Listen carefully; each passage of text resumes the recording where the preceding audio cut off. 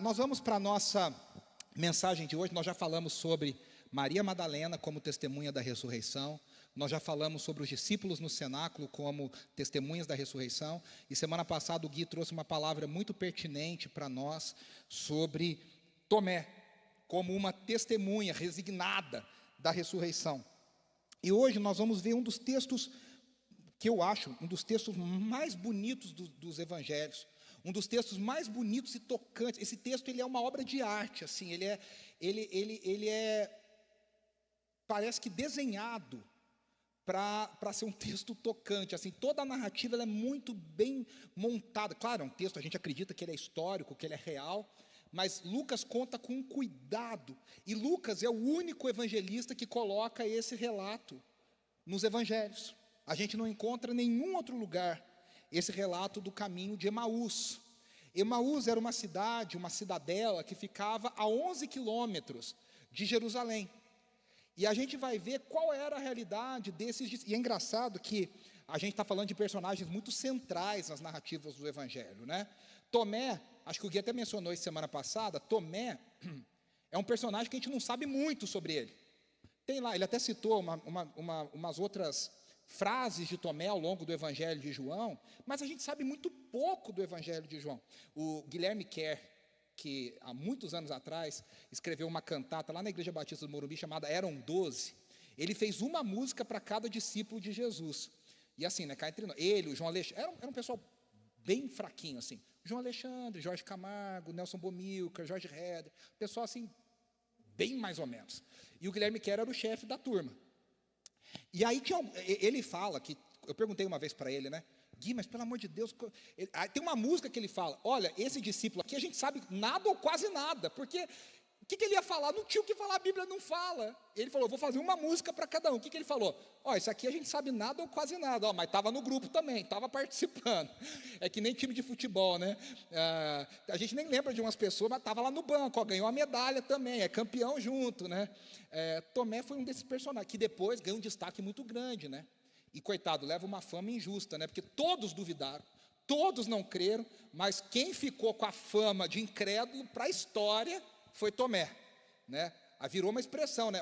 Não dá de Tomé, né? Ou seja, não dá de incrédulo, né? Virou uma expressão de alguém que não creu. Mas a história nos conta que Tomé, além de ter crido, além de ter sido transformado pelo encontro com Jesus, ele viveu como um apóstolo, pregou o evangelho. Se não me falha a memória, eu não sei se o Guilherme estudou isso, mas eu posso, espero não estar falando besteira. Eu acho que Tomé depois foi pregar na região onde hoje é a Índia. Foi isso mesmo, né? Ele foi testemunhar onde hoje é a Índia, ou seja, um lugar difícil, complicado, de uma religião milenar, né? Antiquíssima, completamente oposta à visão judaica, cristã de mundo. E Tomé foi uma grande testemunha da ressurreição. E hoje nós vamos falar desses discípulos de Emaús, que não são personagens famosos, é gente secundária na narrativa. Mas é muito interessante. Vamos juntos, Lucas capítulo 24, a partir do versículo 13. Eu vou ler na nossa nova versão internacional, a NVI, e diz assim, Lucas 24, 13. Naquele mesmo dia, 2 deles estavam indo para um povoado chamado Emaús, a 60 estádios de Jerusalém, que dá mais ou menos 11 quilômetros. No caminho, conversavam a respeito de tudo o que havia acontecido. Enquanto conversavam e discutiam, olha que beleza de narrativa, o próprio Jesus se aproximou e começou a caminhar com eles, mas os olhos deles foram impedidos de reconhecê-lo.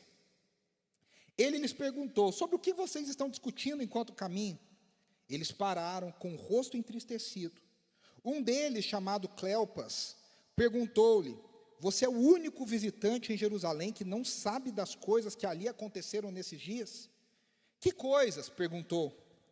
O que aconteceu com Jesus de Nazaré, responderam. Ele era um profeta, poderoso em palavra e em obras diante de Deus e diante de todo o povo. Os chefes, os sacerdotes e as nossas autoridades o entregaram para ser condenado à morte e o crucificaram. Contudo, esperávamos que era ele quem traria a redenção a Israel. Hoje é o 3º dia desde que tudo isso aconteceu. Algumas das mulheres entre nós nos deram um susto hoje. Foram de manhã bem cedo ao sepulcro e não acharam o corpo dele.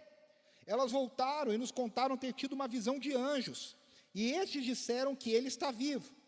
Alguns dos nossos companheiros foram ao sepulcro e encontraram tudo exatamente como as mulheres haviam dito, mas não o viram. E ele lhes disse: como vocês custam a entender e como demoram para crer em tudo o que falaram os profetas? Não devia o Cristo sofrer essas coisas e entrar na sua glória? Então, começando por Moisés e por todos os profetas, explicou-lhes o que constava a respeito dele em todas as Escrituras. Ao se aproximarem do povoado para o qual estavam indo, Jesus fez como que ia mais adiante. Eles, porém, insistiram muito: fique conosco, pois o dia já findou, está chegando a noite. Então, entrou para ficar com eles. Quando estava à mesa com eles, tomou o pão, deu graças, partiu e deu a eles. Então, olha o versículo 31, os olhos deles foram abertos e o reconheceram, mas ele desapareceu. Então perguntaram um ao outro: não ardia o nosso coração enquanto ele nos falava no caminho e nos explicava as Escrituras? Imediatamente levantaram-se e voltaram para Jerusalém. Ali encontraram os 11 que estavam com eles reunidos. Até aqui, meus irmãos. Essa narrativa, como eu disse, ela é brilhantemente escrita por inspiração do Espírito Santo e com cuidado de Lucas para falar sobre essa situação tão importante que é esse encontro desses dois discípulos. Alguns dizem que era esse Cleopas e a própria mulher dele, porque não se menciona o nome dela. A gente, na verdade, não sabe quem era o outro, né? A gente não sabe quem era o outro, ou a outra, né? O fato é que a gente vai ver um Cristo ressurreto que caminha conosco. A primeira coisa é que a gente percebe o seguinte: era final de domingo, o domingo da ressurreição, que a gente chama de domingo da ressurreição. Maria Madalena descobriu muito cedo que Jesus havia ressuscitado. O dia estava terminando e esses discípulos ainda não sabiam que Jesus havia ressuscitado. Eles ainda não haviam tomado, na linguagem evangélica, eles ainda não haviam tomado posse da esperança. Eles ainda não haviam se apropriado da renovação e do renovo que a notícia de que Jesus ressuscitou sobre a morte, que ele venceu a morte, trouxe aos outros discípulos. Eles foram embora antes da notícia ficar completa. Eu me lembro que teve um dos Super Bowls, eu assisto futebol americano só no Super Bowl, aí todo ano eu tenho que lembrar qual que é a regra, porque fico um ano sem assistir, eu vou esquecendo.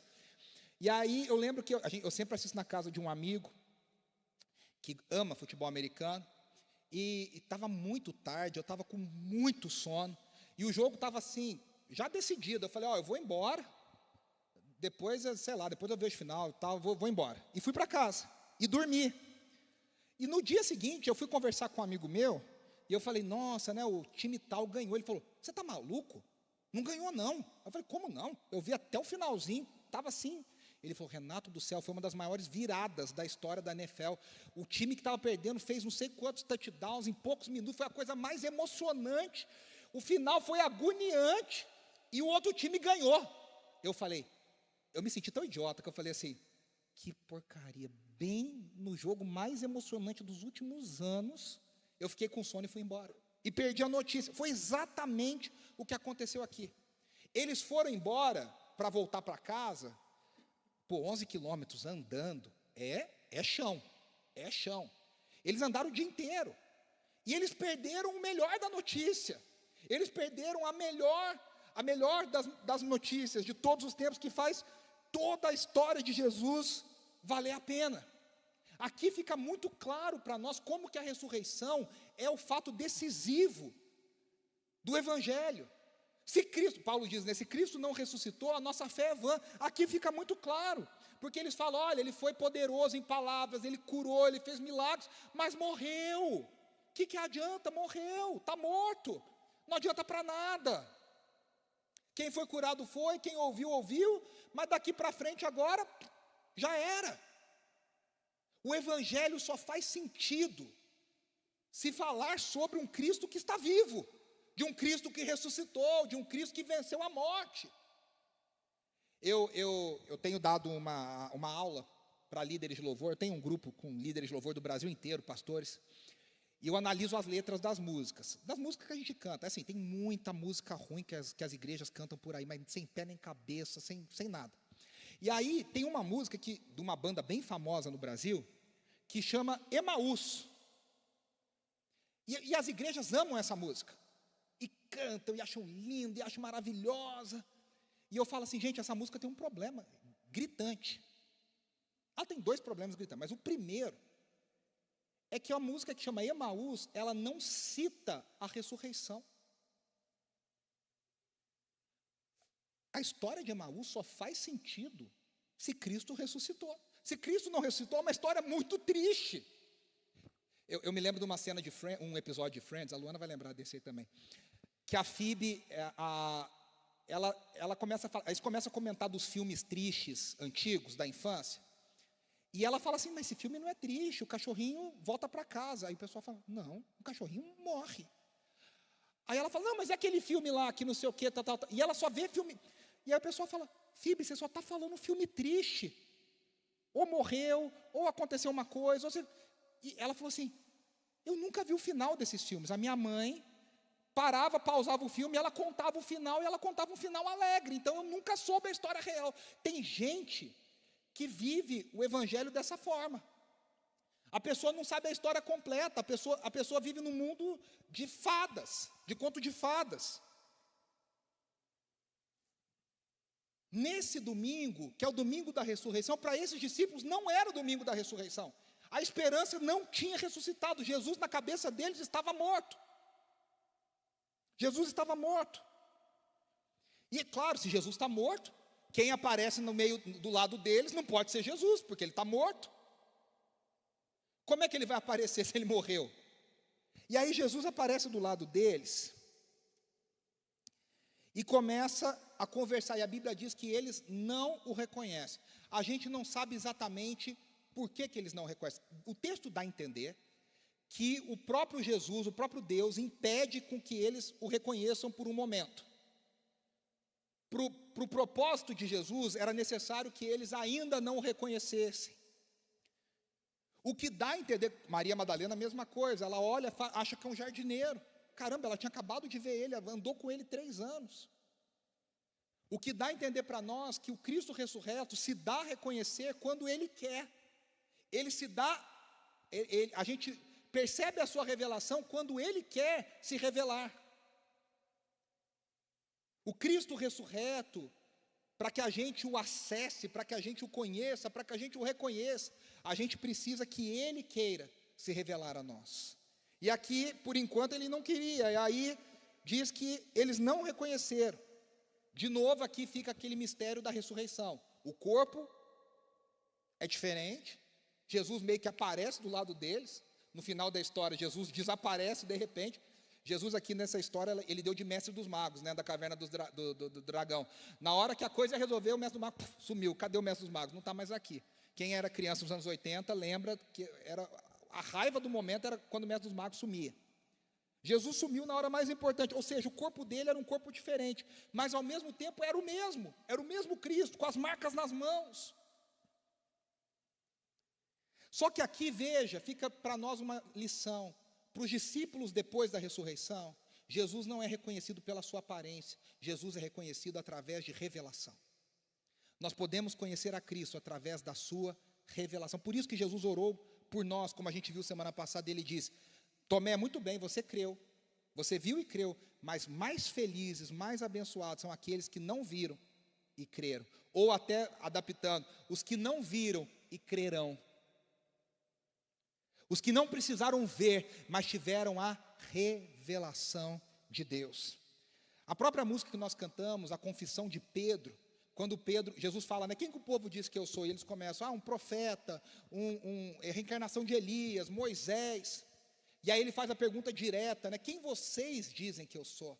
E aí Pedro faz a grande declaração e ele diz, tu és o Cristo, o Filho do Deus vivo. Jesus diz para ele, não foi a carne e não foi o sangue que te revelaram isso. Ou seja, não foi a sua inteligência, não foi a sua capacidade, não foi a sua capacidade cognitiva, mas foi o Pai que te revelou. A gente só entende que Jesus é o Cristo, a gente só vive tendo a certeza que Jesus é o Filho de Deus, a gente só tem a nossa vida transformada pela ressurreição, quando nós recebemos de Deus a revelação de quem é Jesus. Eu conheço história de pessoas que estudavam teologia, iam na igreja, estudavam a Bíblia, e não tinham a revelação de quem era Jesus. A vida delas não era transformada, embora elas tivessem conhecimento sobre Jesus. Até que um dia, os olhos delas se abriram. Uma das histórias mais impactantes, eu já contei aqui em outras pregações, é a de John Wesley. John Wesley era ministro anglicano, criado numa família anglicana, de 18 filhos, pouco filho, hein? A sua mãe, Susana Wesley, era um exemplo daquelas mães. Até hoje a igreja metodista, quando fala de maternidade, fala de Susana Wesley, que ela era aquelas mães linha dura. Os filhos eram criados ali no cabresto. E tem uma história de Wesley que, quando ele era criança, a casa que ele morava pegou fogo. E as crianças começaram a fugir, e ele era pequenininho. E ele ficou dentro da casa. E a família não conseguia mais entrar para tirar ele de dentro de casa. E aí os vizinhos fizeram uma escada humana, uma pirâmide humana. E, de alguma forma, eles acessaram o andar de cima, e eles conseguiram tirar o neném de dentro de casa. E quando eles tiraram o neném de dentro de casa, imediatamente a casa desabou. E a mãe disse, naquela hora, naquele momento a mãe falou: esse é um tição tirado das brasas. Ou seja, esse é alguém que Deus separou para um propósito. E ela cresceu com isso. Eu vou preparar esse menino para o ministério, eu vou preparar esse menino para o que Deus quer para a vida dele. E apesar disso, Wesley virou um pastor, um bispo, um ministro anglicano, mas ele dizia que ele não tinha o coração tocado por Jesus. Ele foi para a América pregar para os índios, que hoje a gente chamaria de nativos americanos. Ele vai e no meio do caminho ele percebe, ele conhece uns moravianos, que eram missionários moravianos da região da Alemanha, da Bavária ali, da Morávia, e ele falou: caramba, se esse pessoal é crente, eu não sou. Ele percebeu que eles eram diferentes. Ele volta sem um índio se converter através da vida dele. Volta sem nada, arrasado. E aí um dia, no dia 24 de maio de 1738, ele está numa reunião de oração. E ele escreve no seu diário: de repente, no meio daquela oração, eu senti o meu coração pegando fogo. Na tradição metodista, essa noite é chamada de Noite do Coração Aquecido. Na tradição metodista, essa é a noite onde John Wesley se converteu. Ele já era ministro religioso. Ele já pregava a palavra por profissão, ele já era treinado em teologia. Mas depois de um tempo, ele teve o coração transformado e aquecido por Jesus. Quantas vezes nós também não conseguimos enxergar Jesus ao nosso lado, porque a gente olha para Ele com lentes erradas. A gente olha para Ele com a mentalidade errada. A gente olha para Ele com expectativas erradas. Qual era a expectativa desses discípulos? Que Jesus vencesse militarmente Roma e derrotasse o Império Romano e elevasse Israel a uma condição de liberdade. Eles esperavam de Jesus o que Jesus não queria dar, e o que Jesus nunca daria para eles. O Cristo vencedor estava do lado deles, ele estava falando: foi uma derrota, ele morreu.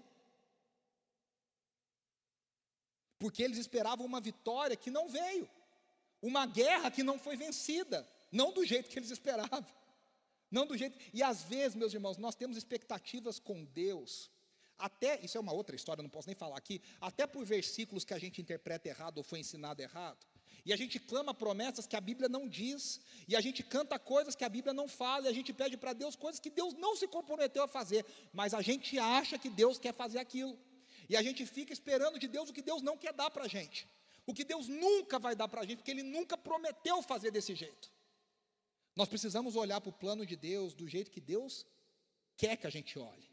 A gente precisa entender o plano de Deus do jeito que Deus revelou a nós, do jeito que Deus desenhou o seu plano. A gente precisa se conformar ao que Deus quer para as nossas vidas. E aí agora, esse Cristo ressurreto, que na cabeça deles está morto, começa a reinterpretar toda a dor para eles na perspectiva da vitória que ele enxerga. Eles olham para tudo e falam, isso aqui foi uma desgraça. E Jesus começa a falar para eles, não, isso aqui era necessário para que a vitória fosse ganha. E aí o que ele faz? Jesus dá uma grande aula de teologia. Quem de nós não queria estar nessa aula, hein? Nesse aulão, hein? A Bíblia diz que ele reinterpreta, ele ressignifica a lei e os profetas, basicamente o Antigo Testamento inteiro. Quando a Bíblia fala a lei e os profetas, é o Antigo Testamento todo. Jesus começa lá em Moisés e vai passando por Isaías, Jeremias, Daniel, e vai dizendo, olha o que diz Moisés, olha o que diz Daniel, olha o que diz Malaquias, olha o que diz Zacarias. E ele vai mostrando que eles leram e entenderam tudo errado. Sabe aqueles filmes de suspense, ou livros de suspense, que a narrativa vai te construindo, você acha que é uma coisa, e de repente a história vira, e quem se achava que era o mocinho não é o mocinho, quem se achava que era o bandido não é o bandido? Eu tenho um combinado com vocês, em filme com mais de 10 anos, não é spoiler, tá? Tem aquele filme, a garota, como é que chama? A Garota Perfeita, a garota que é com o Ben Affleck, como é que chama, Mateus, aquele filme? Vocês lembram? A garota do calendário, não é? Como é que chama? Não é. Você sabe qual é o filme? A menina era uma menina perfeita, que os pais escreveram um livro sobre ela, era famosa no mundo inteiro. A garota exemplar, obrigado, Lu. A garota exemplar. E o cara é casado com ela, e o filme inteiro te leva a crer que o cara é um péssimo marido, que bate na mulher, que não sei o que lá, e você fica com raiva dele, e a menina some, e todo mundo começa a culpar ele, ela sumiu porque você é um péssimo marido, você é um marido, hoje a gente diria um marido tóxico, um marido abusador, você é um marido não sei o que lá, e você fica ali com raiva. De repente, quando o filme está chegando no final, a narrativa vira, e você descobre que quem armou tudo não era ele, era ela. E aí é aquela hora que a gente faz assim, que aí você fala, não, vou ter que ver esse filme de novo para entender tudo de novo. Você vai ter que ver de novo para entender do começo. E aí quando a gente assiste de novo, quem tem paciência de ver filme de novo, esse tipo de filme de novo, você vê que os sinais estavam lá desde o começo. Que nem no Sexto Sentido, né? Eu vejo gente morta o tempo todo. Aí você descobre que na verdade está todo mundo morto. Aí você assiste de novo, você fala, caramba, tem vários sinais desde o começo que estava todo mundo. Mas a gente não vê. Aqui é a mesma coisa, Cristo precisa, as Escrituras precisam ser reinterpretadas à luz de Cristo Jesus. A história que Deus constrói só faz sentido com a morte e a ressurreição de Cristo Jesus. E aí Jesus está dizendo basicamente assim, para esses discípulos representando Israel, vocês fizeram uma leitura do que Deus disse, que Deus não disse. Onde está falando que o Messias precisava ser um guerreiro vencedor? Aonde estava falando que o Messias ia derrotar Roma? Não está dizendo aqui. Olha Isaías 53, fala homem de dores, sabe o que é padecer. Está aqui o tempo inteiro. Está aqui o tempo inteiro e vocês não viram. Pulando um pouquinho para frente, os próprios discípulos, esses dois dizem, quando ele falava o nosso coração não queimava. A gente sabe muitas vezes quando é Deus falando com a gente, mas é porque a gente sente, pegando na linguagem aqui de Emaús e a linguagem de Wesley, a gente sente o nosso coração queimando. A gente sente um fogo de Deus dentro do nosso coração, que só Deus pode colocar. É esse fogo que queima, que faz as pessoas tomarem decisões que nenhuma racionalidade explica. Gente que abandona tudo para ser missionário em outro país. Gente que deixa de casar ou deixa de fazer outra coisa porque Deus falou. Gente que abre mão de isso e daquilo porque Deus falou.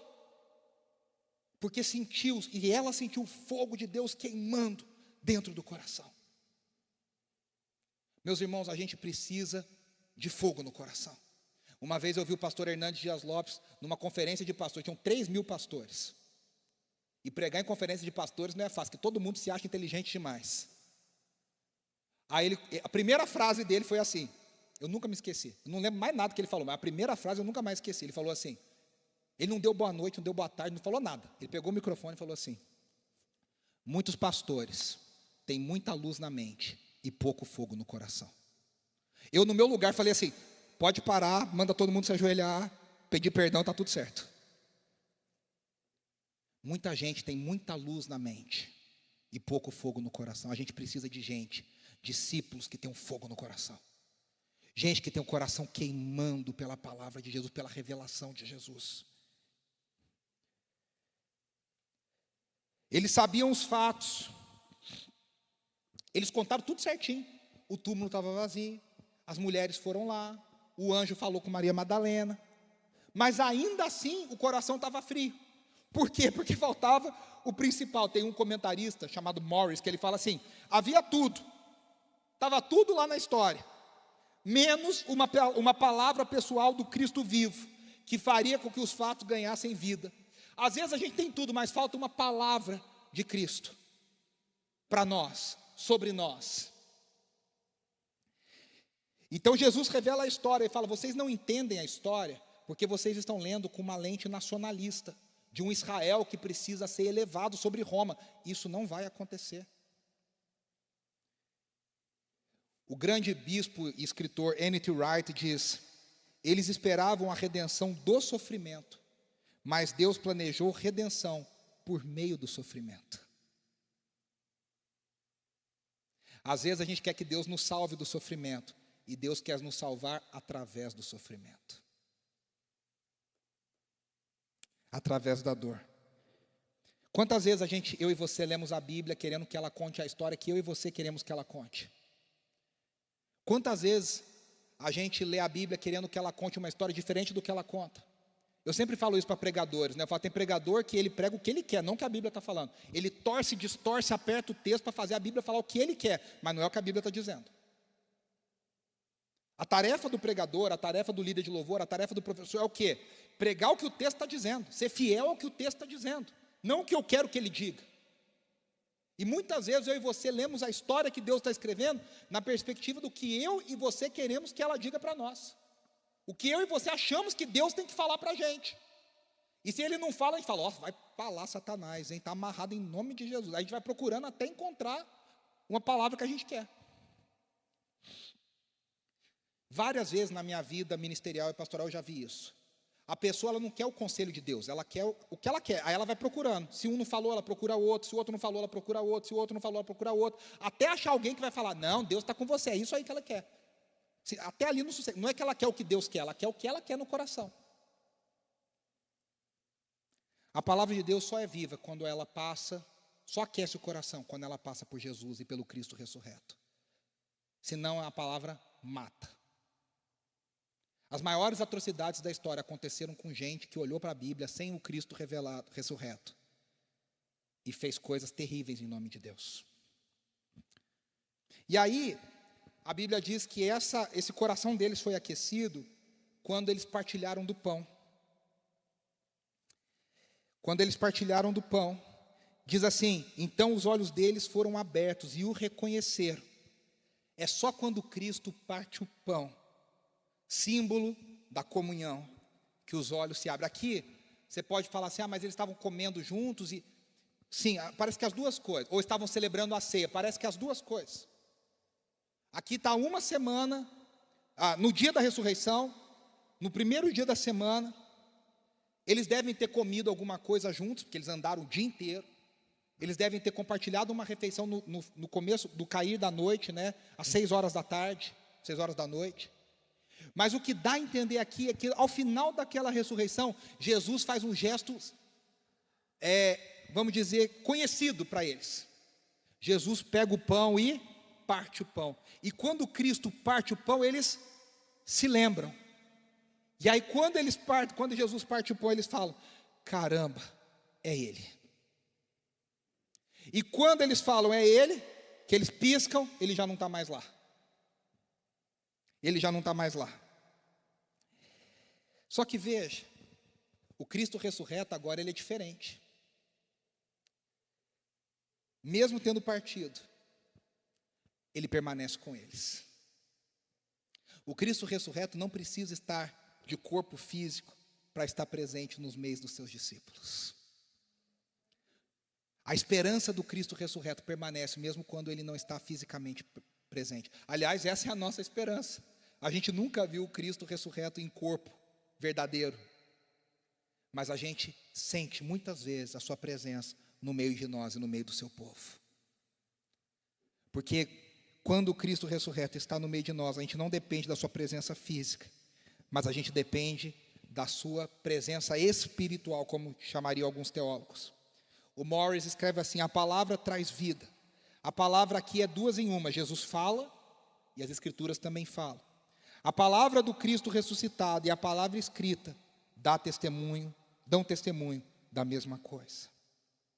Hoje, no meio de nós, Cristo se faz presente. Como?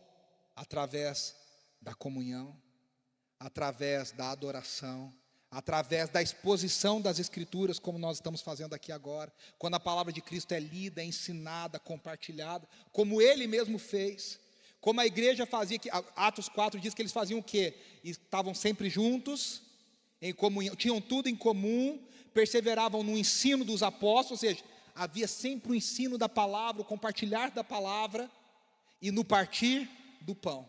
O partir do pão não era comer junto uma refeição, um almoço, era celebrar a refeição especial que Cristo ensinou, celebrar a ceia, como memorial daquilo que Cristo havia feito, que agora marcaria esse povo. Eu falei que aquela música famosa tinha 2 defeitos. Para mim, um dos defeitos está aqui nessa questão. A música dá a entender que os discípulos sabiam que era Jesus. E aí fala assim: e nós preparamos a casa para você, nós preparamos a mesa para você. Essa é uma distorção da história. A grande graça da história é que eles não sabiam. Jesus estava na mesa com ele, eles não sabiam. De repente, quando eles percebem, Jesus foi embora. E agora veja, aquele caminho que foi feito em frustração, a Bíblia diz no final dessa perícope que eles voltam para Jerusalém. Fica pensando, né? A gente parece que é fácil, né? Que eles pegaram um Uber, Gente, eles andaram 11 quilômetros o dia inteiro. Quando eles chegam, Jesus aparece, o que eles fazem? Vamos voltar para contar.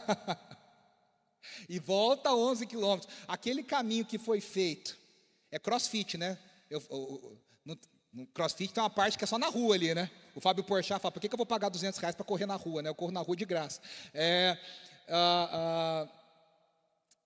O caminho que foi feito em frustração, em desesperança, em medo, agora é feito de volta com alegria, com esperança. Fica pensando no coração dessas pessoas, desses dois. Eles queriam chegar o mais rápido possível para contar a notícia. Eles queriam chegar eu acho que eles foram até mais rápido para chegar, né? Porque quando você está desanimado, você vai andando meio assim, vai andando devagar, né? Como diz a canção, ando devagar porque eu já tive pressa, né? A gente não tem mais, agora vai andando devagar. Mas agora não, acho que eles voltaram até mais rápido, para encontrar os apóstolos, que ainda não eram apóstolos, os discípulos, para encontrar as mulheres e falar: caramba, a gente viu também. E o interessante é que a Bíblia não fala, mas a gente pode pensar nisso, né? Eles não sabiam, mas Jesus tinha aparecido também para os discípulos. Eles acharam que Jesus tinha aparecido só para eles. Eles falaram: Jesus apareceu para a gente, para nós também. Quer dizer, olha o compartilhar da história. E aí Tomé fala: mas eu não estava aqui. Ah, você perdeu, cara, meu Deus do céu, não sei o quê. Porque Tomé só viu uma semana depois. Tomé deve ter pensado: todo mundo viu e eu não vi, né? Perdi o principal. Eles não viram apenas fatos, eles ouviram a voz do Cristo vivo. Eles não tiveram só conhecimento, eles tiveram coração aceso pela palavra viva. Eles não tiveram apenas consolo, agora eles também se tornaram testemunhas da ressurreição. A gente viu, ele falou conosco, o nosso coração queimava. Eu imagino a conversa ali dos discípulos com esse pessoal, com todo mundo, e eles perguntaram para Maria Madalena assim, né? Quando ele falava, o seu coração também queimava, que nem o nosso, querendo compartilhar a experiência. Cá entre nós, esse pessoal aqui foi muito privilegiado, né? Eu sinto, como diz o outro, uma inveja santa que não existe, mas eu sinto uma inveja santa desses discípulos aqui. Eles andaram 3 anos com Jesus e eles viram o Cristo ressurreto, partilharam, viram com os olhos, tocaram nele, comeram com ele. No fim, meus irmãos, todos nós estamos no caminho de Emaús. A gente ainda aguarda a volta plena de Jesus Cristo. E muitos de nós não temos esperança, porque a gente acredita no evangelho errado e na história errada, e a gente espera coisas erradas. Só o evangelho verdadeiro, só o evangelho interpretado em Jesus, por meio de Jesus, pregado em Jesus, vivido em Jesus, por Jesus, faz sentido e reacende a esperança. Muitos de nós caminhamos em Emaús, sentido a Nova Jerusalém, tristes, porque a gente espera coisas erradas de Jesus. Porque a gente tem uma história errada contada por Ele, por outras pessoas sobre Ele. A gente precisa realinhar o nosso coração. A gente precisa que as palavras do Cristo vivo sejam pregadas para nós. A gente precisa ter o nosso coração aquecido por meio do seu Espírito. Essa história aqui me lembra, é Lucas que escreveu isso aqui. É Lucas que escreveu Atos. Em Atos, quando Paulo chega em Éfeso, o apóstolo Paulo chega em Éfeso, ele fala assim: vocês já foram batizados? E eles falam assim para ele: já fomos batizados no batismo de João. E ele fala: vocês já receberam o Espírito? E pela resposta, Paulo entende que eles não sabem do que ele está falando. E aí o que Paulo faz? Paulo prega sobre Jesus, Paulo ensina sobre o Espírito, Paulo fala sobre o Pentecostes. A Bíblia diz que Paulo impõe as mãos sobre eles e eles recebem o Espírito. É a mesma coisa. Já tinha mudado a chave, mas eles não sabiam. Tem gente, meus irmãos, que não sabe que Jesus está vivo. Tem gente que não sabe do que o Evangelho se trata, sobre a esperança que vence a morte, sobre a esperança que vence o medo, sobre a esperança que vence toda a dúvida, sobre a fé que vence todas as coisas. E eu e você, com o coração aquecidos, somos colocados mais do que consolados, nós somos transformados em testemunhas da ressurreição. Para que eu e você partilhemos do Cristo ressurreto com outras pessoas que precisam ouvir sobre o Cristo que ressuscitou e que venceu a morte. Esse é o nosso desafio. Esse é o meu desafio, esse é o seu desafio. Eu quero terminar com uma frase, eu quero que você guarde. Vou até mandar, eu escrevi essa frase, vou até mandar para colocar no nosso Instagram, que eu gostei dela. Emaús é o lugar para onde nós vamos, quando nós achamos que a nossa história acabou. Para que eu vou ficar em Jerusalém? Volta para casa, acabou tudo, acabou a festa. Mas é também onde Jesus nos encontra, no meio do caminho. Jesus não tem vergonha de encontrar a gente no meio da dor, no meio do sofrimento, no meio da desesperança. Jesus nos encontra onde a gente está. Ele vem até nós. Esse Cristo não está lá no templo. Esse Cristo está na estrada. Esse Cristo está no caminho. Isso aqui fala muito para nós, né, meus irmãos? Às vezes, comungar é muito importante. Viver a igreja é muito importante. Mas a gente não pode ficar preso aqui o tempo inteiro. A gente precisa viver a vida espalhados, se reunindo, se fortalecendo e espalhando de novo. Se reúne e se espalha. Porque Cristo não está nos templos da vida. Cristo encontra as pessoas no sofrimento e nas estradas da vida. Cristo encontra a gente no lugar de dor. Cristo encontra a gente nos velórios da vida, nas UTIs da vida, nas casas destruídas, nos casamentos destruídos, nos lares sem paz, nos lares sem esperança. É lá que Jesus se revela e é lá que Jesus nos encontra. Que Ele nos encontre em nosso meio à dor. Que Cristo nos encontre e que a gente volte para Jerusalém, não só com o coração queimando, mas a gente volte com uma missão. Eu preciso fazer o Cristo ressurreto conhecido. Feche os seus olhos, vamos orar.